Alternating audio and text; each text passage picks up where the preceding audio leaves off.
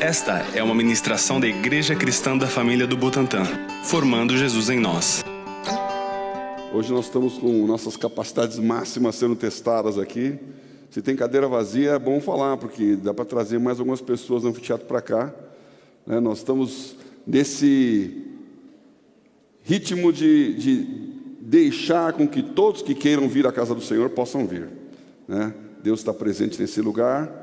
Então nós podemos fazer a casa de Deus cheia, e ela está cheia da presença do Senhor, independente da nossa condição física, de você conseguir estar tão perto, abraçando ou não. Vou regular meu microfone aqui, Aí.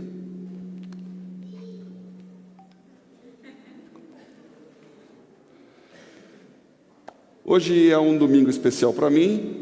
Nós estamos no terceiro domingo de outubro. Esse mês de outubro é o mês do nosso aniversário. Nós celebramos a nossa festa de aniversário do Butantã. Começou em 93. Então caminhamos para 27 anos de vida. Glória a Jesus por isso. Domingo que vem nós vamos fazer uma festa de aniversário, para comemorar os 27 anos. Domingo que vem eu vou estar na Bolívia. Vai ser aniversário também de lá da Bolívia, que é um ano atrás da gente. Lá estão com 26 anos de aniversário.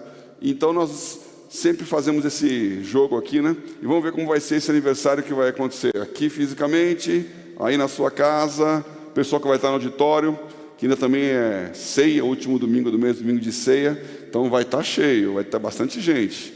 E Deus vai estar derramando o seu poder aqui. Então, eu quis falar um pouquinho sobre esse aspecto do 27 anos hoje, e deixar mais para a festa, para domingo que vem. E me fiz uma pergunta, 27 anos, eu fiquei pensando, o que tem de 27 na Bíblia, hein? Porque é muito comum a gente falar do número 12, do número 40, Nós estamos comemorando 40 anos de aniversário como Igreja Cristã na Família. Temos feito o ano inteiro essa palavra sobre os 40 anos do deserto, saindo do deserto. 12 apóstolos, 12 tribos, 3 a trindade, 2 testemunhas, 6 o número do homem. A Bíblia tem muita simbologia numérica. Mas 27, hein? Vocês conhecem algum 27 aí? Não tem nenhum 27 no Novo Testamento. Mas tem uma curiosidade. O Novo Testamento tem 27 livros. Então, estamos comemorando aqui o nosso Apocalipse. Chegamos no último livro do Novo Testamento. Agora, no Velho Testamento, existem 6 ocasiões em que aparece o número 27. E a última delas eu achei muito interessante, que tem a ver com o nosso momento aqui. A Bíblia fala que Noé saiu da arca, ou que a terra secou, ou seja, parou de chover, ficou um tempão lá para a água baixar. A terra secou no 27º dia do segundo mês. Então, o primeiro 27 que aparece na Bíblia é o dia em que Noé disse, pessoal, vamos sair daqui. Eles devem lembrar esse dia com muita alegria, porque ficaram ali meses e meses, Foram 40 dias e 40 noites de chuva, está aí o número 40, mas meses e meses para poder baixar a água, e eles poderem sair novamente. Então, depois, no 27º dia do segundo mês, saíram. Sara morreu com 127 anos.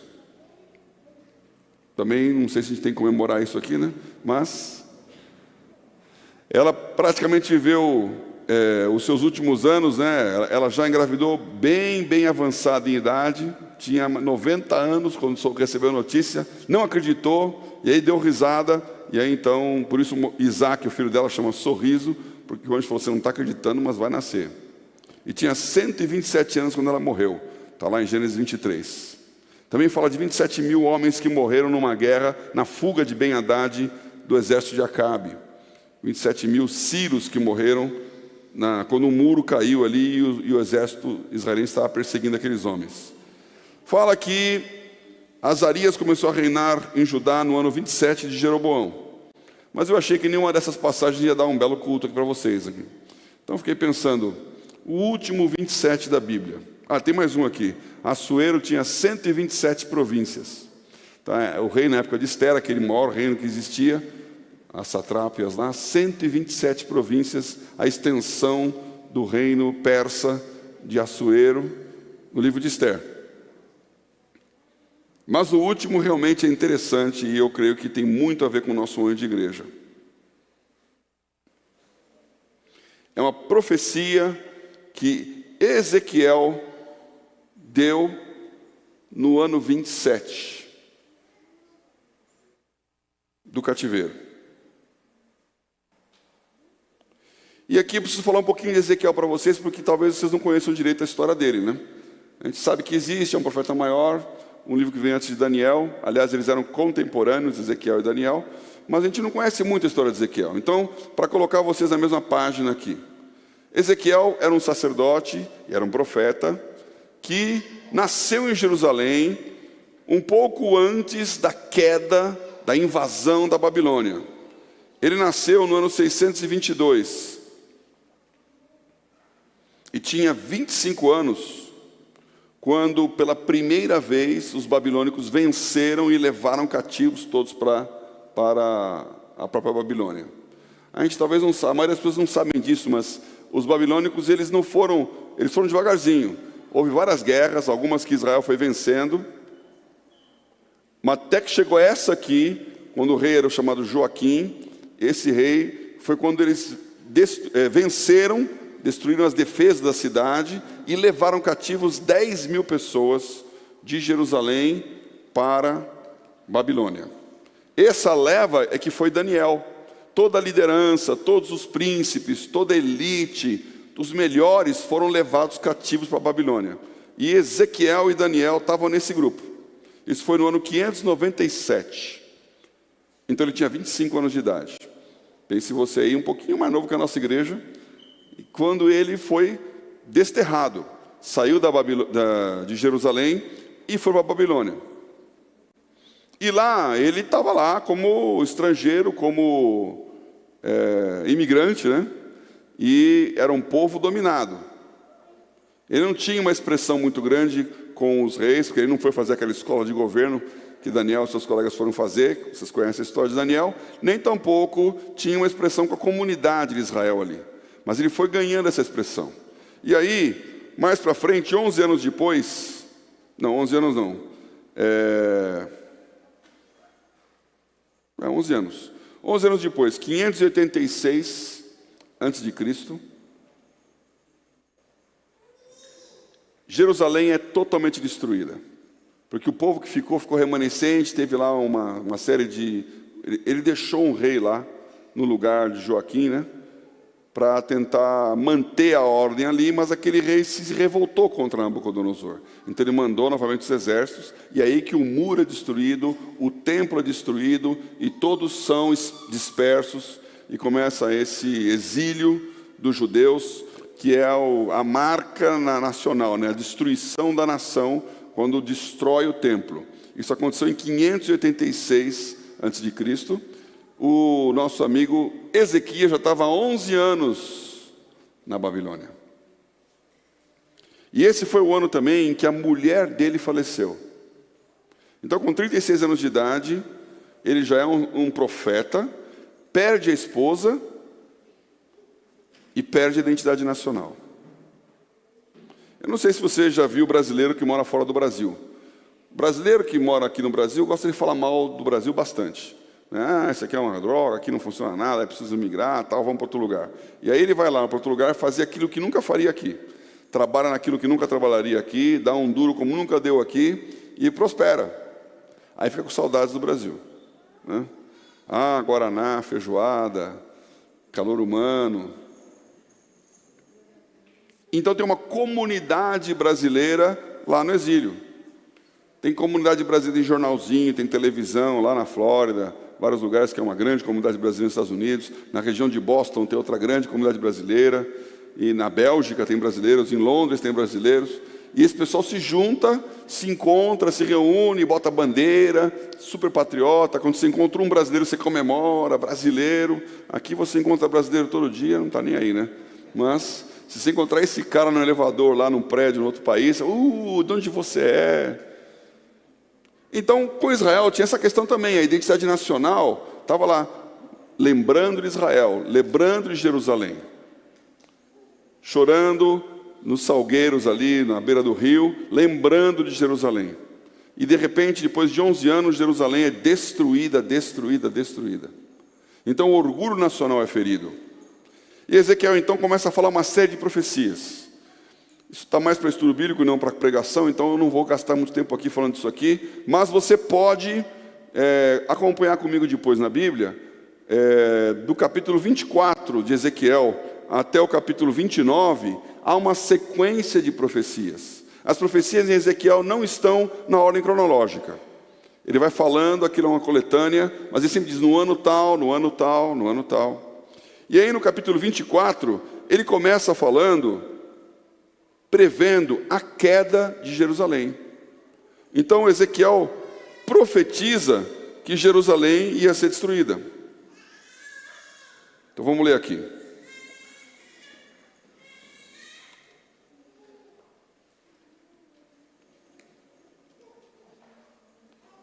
Veja que situação complicada. Ele estava morando na Babilônia, estava tendo a guerra, o exército babilônico tinha ido lá para acabar com a história, cercaram Jerusalém, e ele está falando, Jerusalém vai ser destruída. E no capítulo 24 ele fala a parábola da panela. Ou seja, vai ferver o negócio, está esquentando, e essa sopa aí vai ferver. Panela sem tampa, para você que está me ouvindo aí, que possa entender o que eu estou dizendo, né? Começa a esquentar, e quando deu na tampa, o negócio explode. Então, nessa hora, Ezequiel fala, não vai ter jeito. Vai acabar mal, e Jerusalém vai ser destruída. E a mulher dele faleceu. E Deus dá para ele uma palavra, essa é uma palavra muito difícil. Eu quero ler com vocês aqui, Ezequiel 24, no capítulo 15 em diante. E veio a mim a palavra do Senhor dizendo, filho do homem, eis que tirarei de ti o desejo dos teus olhos de um golpe, mas não lamentarás, nem chorarás, nem te correrão as lágrimas. Refreia o teu gemido, não tomarás luto por mortos. Ata o teu turbante, coloca nos teus pés os teus sapatos, e não te rebuçarás, e o pão dos homens não comerás. E falei ao povo pela manhã, e à tarde morreu minha mulher. E fiz pela manhã como se me deu ordem. E você está dizendo o seguinte, Deus está falando, tua mulher vai morrer, e você não vai entrar de luto. Essas palavras aqui que ele fala, refreia o teu gemido, não tomarás luto por mortos, ata o teu turbante. Então quando morria alguém, você rasgava as vestes, você tirava o chapéu, que é o turbante, você se descalçava e pisava na cinza. É um sinal de dor, é um sinal de luto. Assim como nós, a nossa cultura, nem tanto hoje, não é, mas se veste de preto. Né? A Rainha Vitória ficou famosa, porque desde que o marido dela morreu, até o dia da morte dela, décadas depois, ela nunca mais deixou de se vestir de preto. Luto pela morte do marido. E aqui então, Deus falou para Ezequiel, não vai lamentar a morte da sua mulher. Porque isto é um exemplo para o povo. O povo me disse, não nos fará saber o que significam estas coisas que estás fazendo? E eu lhes disse, veio a palavra do Senhor dizendo. Então o povo falou, você não vai ficar de luto? Ele falou, Deus me deu uma palavra. Assim diz o Senhor Jeová, eis que eu profanarei o meu santuário, a glória da vossa fortaleza, o desejo dos vossos olhos, o regalo da vossa alma. Que é a mesma coisa que ele falava da mulher dele, né? Tirarei de ti o desejo dos teus olhos de um golpe. Então vai acontecer com Israel o que aconteceu comigo. Vocês vão perder a coisa mais preciosa. E assim vos servirá Ezequiel de sinal, conforme tudo quanto fez fareis. E quando isso suceder, então sabereis que eu sou o Senhor Jeová. Isso é um ato profético. Tem gente que faz ato profético para todo quanto é lado aqui. Mas o fato de ter gente que faz errado não quer dizer que não existe o certo. Então ali Ezequiel teve um ato profético, dizendo: não vou lamentar a morte da minha mulher, porque Deus está falando, vocês vão perder Israel, e também não vão lamentar. Deus está fazendo isso. Deus está fazendo um problema sério, porque a identidade de Israel, o orgulho de Israel, aquilo que eles tinham conquistado desde quando entraram na terra prometida, com Josué, e terror das nações, dizendo: há um Deus em Israel, o Senhor Deus é o único verdadeiro Deus. Aquilo que depois o próprio Nabucodonosor teve que reconhecer, porque aquele homem que foi usado para tudo isso, depois se levantou com a sua arrogância contra Deus, e veio uma palavra com ele, dizendo: você agora vai ficar de quatro e ser como um animal, até que você reconheça que há um Deus. E quando vem toda aquela série de fatos com Daniel, a cova dos leões, ele fala: realmente só o Senhor de Israel é Deus.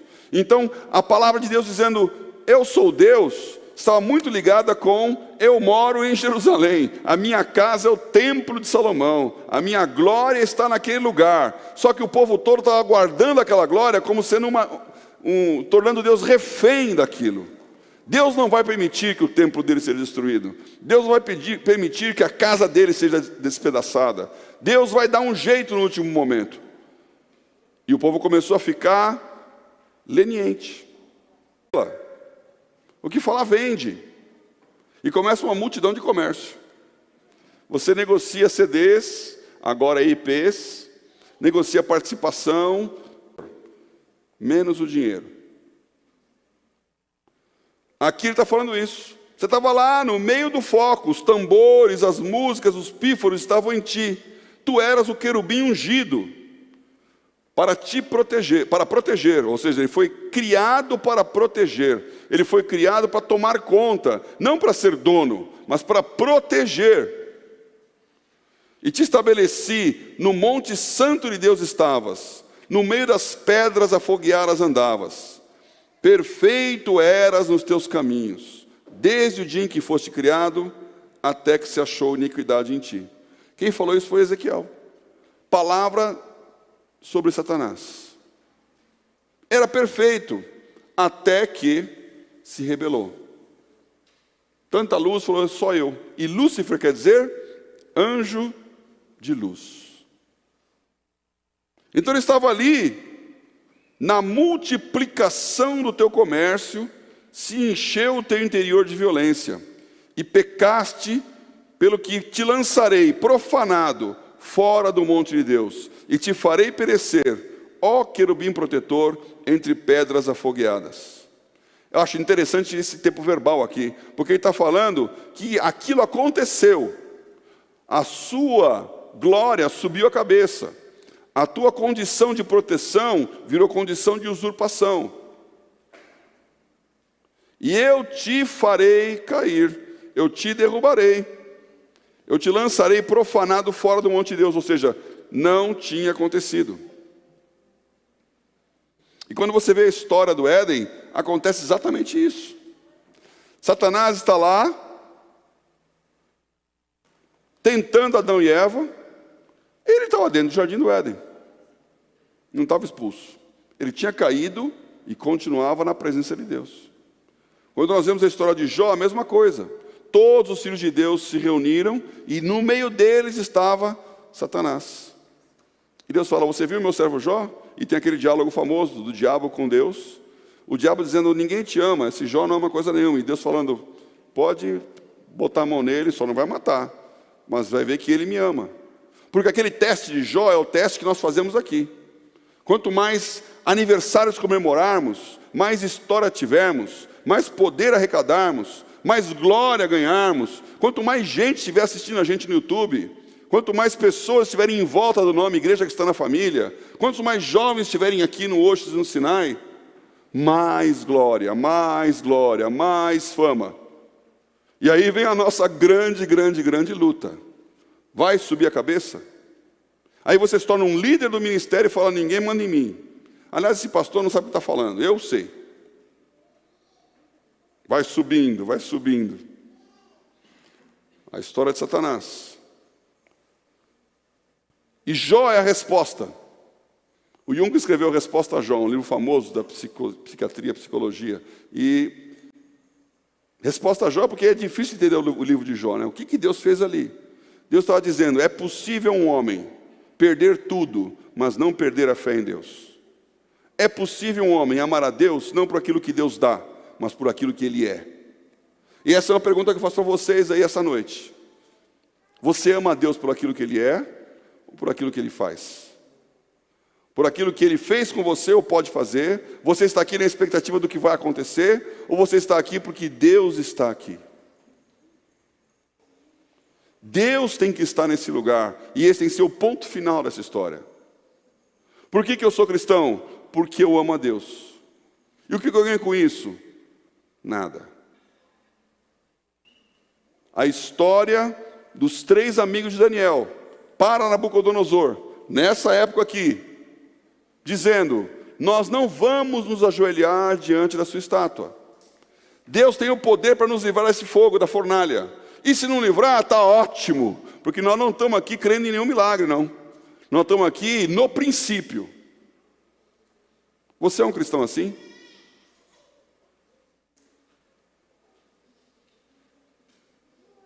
E aí ele fala,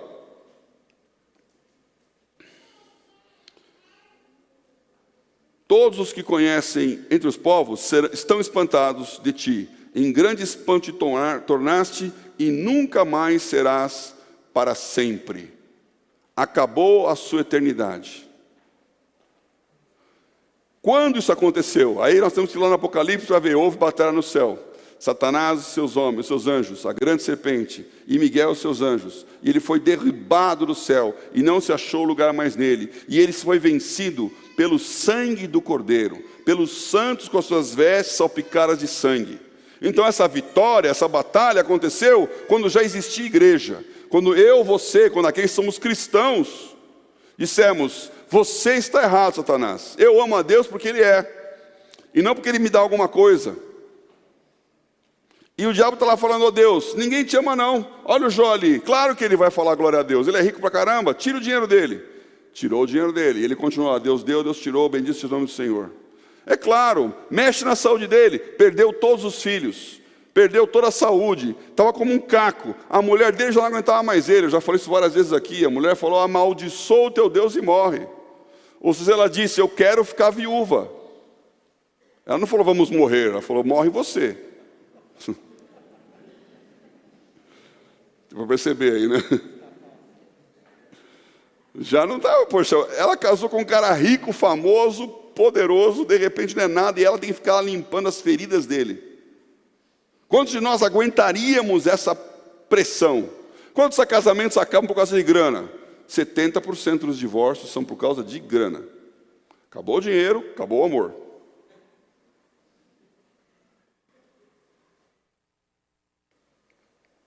E o diabo, ele aposta as fichas nisso, que você vai ser assim, você vai ser mais um, você vai ser igual. Então essa profecia no capítulo 26 aqui, no 28, perdão, é uma profecia do fim, falando do diabo, do que ia acontecer no final. E aí entra o capítulo 29. Vamos abrir aqui Ezequiel 29. Vou ler aqui o versículo a partir do versículo 17, olha só o que ele fala aqui. E sucedeu que no ano 27, no mês primeiro, no primeiro dia do mês, veio a minha palavra do Senhor. Ou seja, no aniversário, Deus falou com ele, né? Primeiro dia do primeiro mês do ano primeiro, é o primeiro dia do ano novo. Então, fez 27 anos, Deus deu uma palavra para Ezequiel. Nós estamos fazendo 27 anos. Que palavra Deus está dando para a gente? Vamos ver aqui a palavra que Ele deu?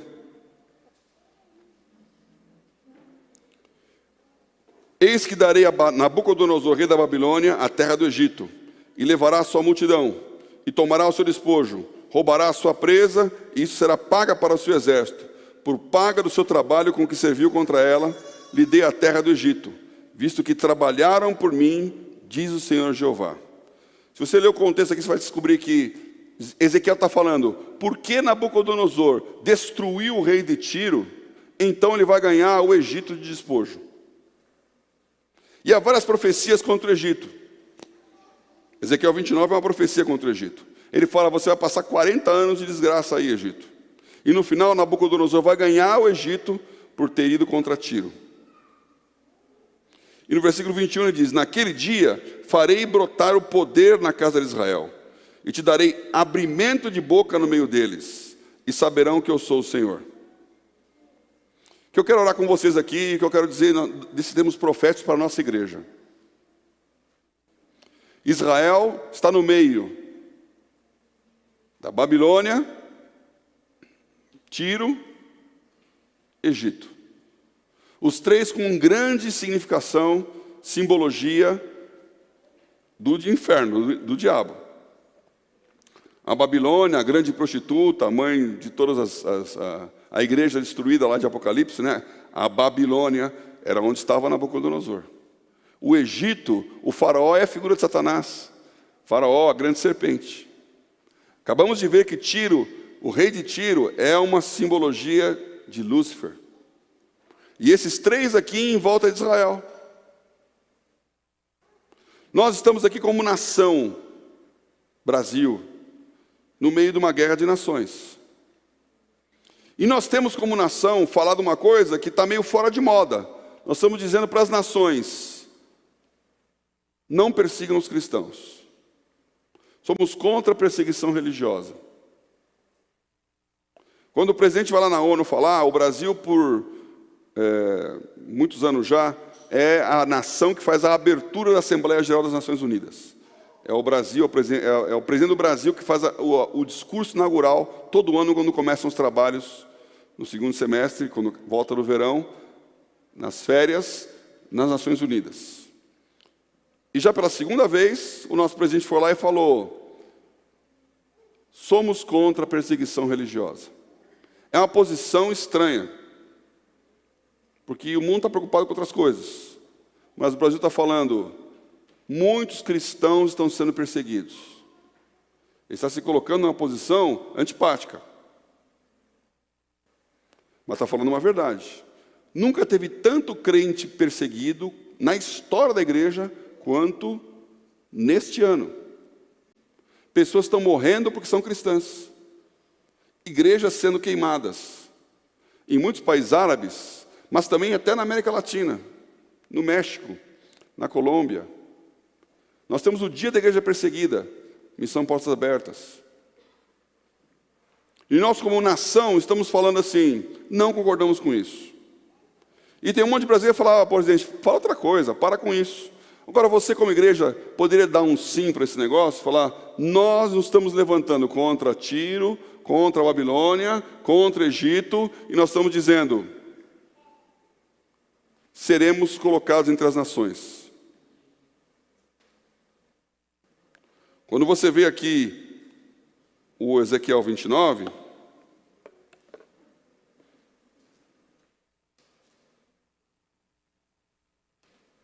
naquele dia farei brotar o poder na casa de Israel.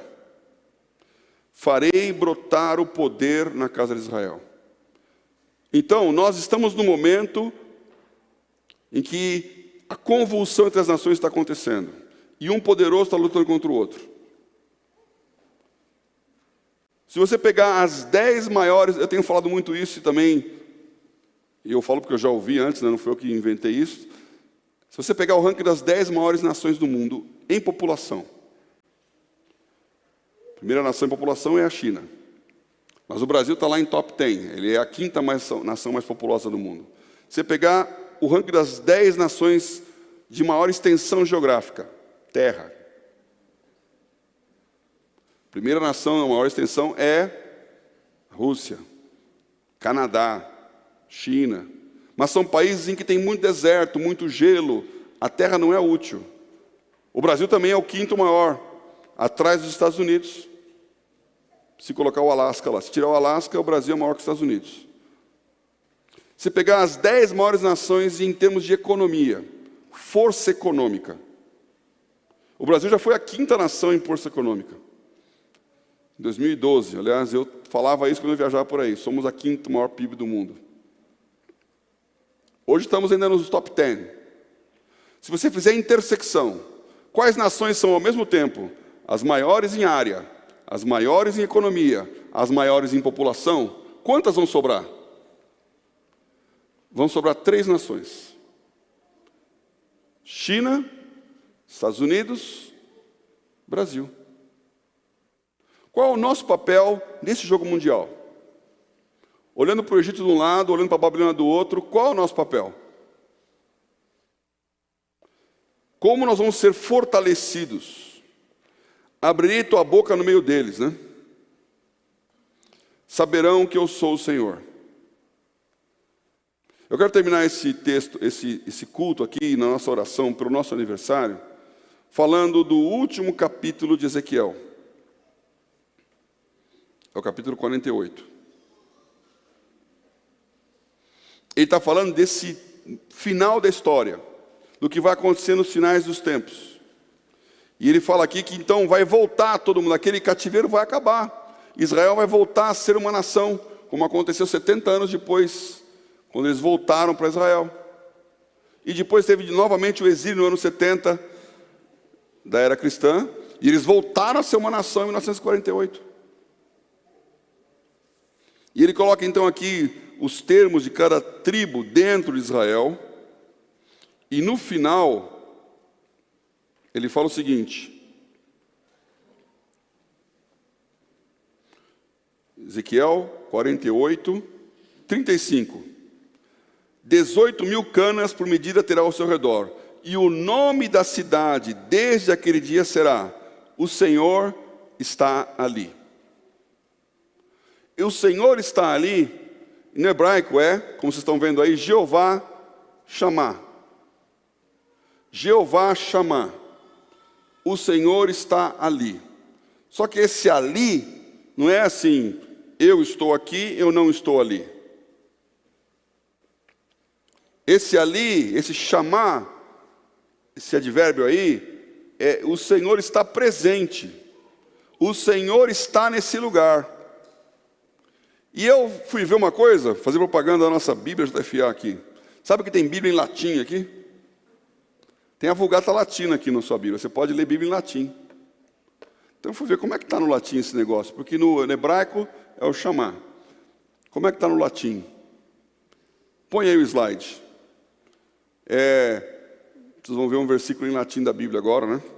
Que vai escrever isso aí: 18.000 canas por medida terá ao seu redor, e o nome da cidade desde aquele dia será: o Senhor está ali. Como é que é esse ali?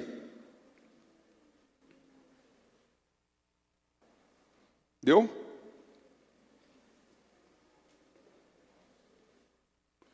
Vou ler em latim para vocês aqui.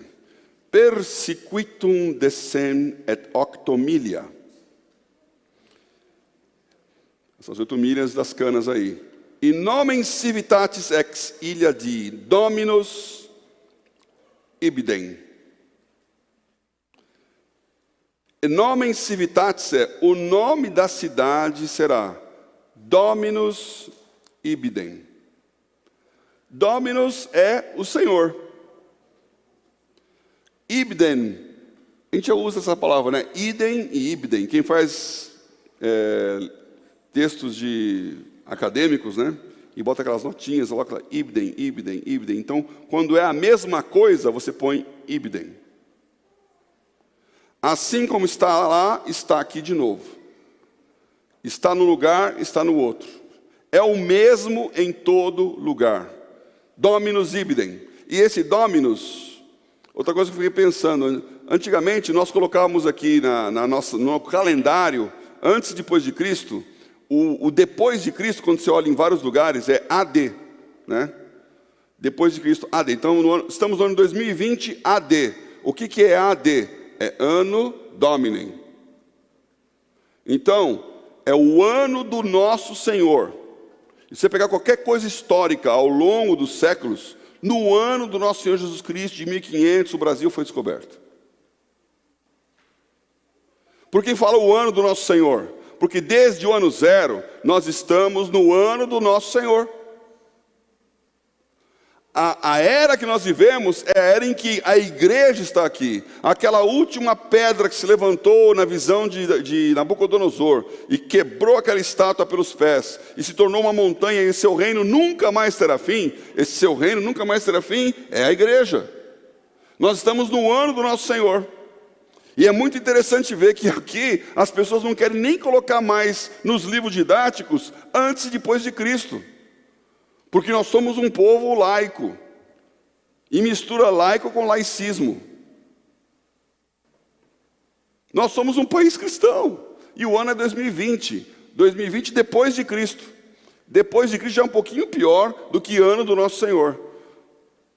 Porque nós vamos dizer, este é o ano de Deus. 2020, ano de Jesus na nossa história. E o nome da igreja, da cidade, o nome de Jerusalém será: o Senhor está ali. O Senhor é presente. O Senhor domina, comanda esse lugar. Nós temos 27 anos de história. Estamos diante de uma oportunidade de crescermos. Sempre comemoramos nosso aniversário com esperança. Este é um ano para comemorar com esperança e surpresa, um ano que ninguém esperava, há 7 meses atrás. Nós teremos um aniversário aqui com 400 pessoas, estamos com quase 200, porque é o que cabe. Você está em casa me ouvindo, alguns devem estar lá no anfiteatro, se não deu para colocar todo mundo no salão. Eu acho que deu, porque estou vendo cadeira vazia aqui, espero que tenha enchido. Mas continuamos crescendo. E essa igreja que se reúne aqui, que se reúne nessa internet, você que vai convidar o seu amigo a fazer um link aí com o culto, para que domingo que vem ele possa entrar nesse YouTube e ouvir essa palavra, ouvir essa mensagem, e ser igreja, eu vou dizer para você, o Senhor está ali. O Senhor está aí onde você está. Deus está nesse lugar onde você está, porque ali é aqui. E Jeová chamar significa Deus em todo lugar. Deus presente, aonde você está. Essa cidade está em todo lugar. E este reino não terá fim. E os poderosos dessa terra de hoje, eles são apenas os poderosos de hoje. Como naquela época era Egito, era Tiro, era Babilônia, e hoje não são nada. E hoje as pessoas falam dos países que falam, mas esses países também não são nada. Nem mesmo o Brasil. Porque bem-aventurada a nação cujo Deus é o Senhor. Nós temos essa oportunidade, nós temos essa condição, nós temos que declarar isso. Eu queria então que você orasse por esse nosso aniversário, para que a gente tenha essa humildade. Não perder a soberba quando vêm os resultados. Porque quando nós somos abatidos, humilhados, destruídos, nós temos que baixar a cabeça. Mas quando nós nos levantamos, aí a soberba sobe. Vamos lembrar esse tempo hoje. E vamos celebrar o que Deus pode fazer conosco. Palavra de Ezequiel. Palavra do ano 27. Vai acabar esse cativeiro. Vai passar esse tempo. Permaneça fiel ao Senhor. Permaneça fiel ao Senhor. Eu acho que o pessoal da música preparou uma música para esse momento, mas eu queria voltar naquela anterior, viu? Porque quando fala, só tu és santo, santo, santo, quando eu canto essa música, eu fico pensando numa hora em que você está se divertindo diante de Deus, se alegrando diante de Deus. E eu queria que você tivesse com essa perspectiva, de olhar para Deus como algo muito sério e respeitoso, mas ao mesmo tempo muito próximo, muito íntimo. Um Deus que te conhece como você é. Um Deus do qual você não precisa se esconder. Você não precisa fingir. Você não precisa pretender. Deus sabe todas as coisas. Deus sabe tudo o que você precisa. Deus conhece a sua necessidade. Deus não está nem aí com os nossos bens, as nossas coisas. Ele não está preocupado em manter a fama dele. Ele está preocupado que você entenda a sua postura, o seu coração. Então, se ainda existe alguma coisa em você de buscar a Deus por aquilo que Ele te dá, vamos buscar a Deus por aquilo que Ele é. Vamos entrar no jardim do Senhor e louvar o seu nome.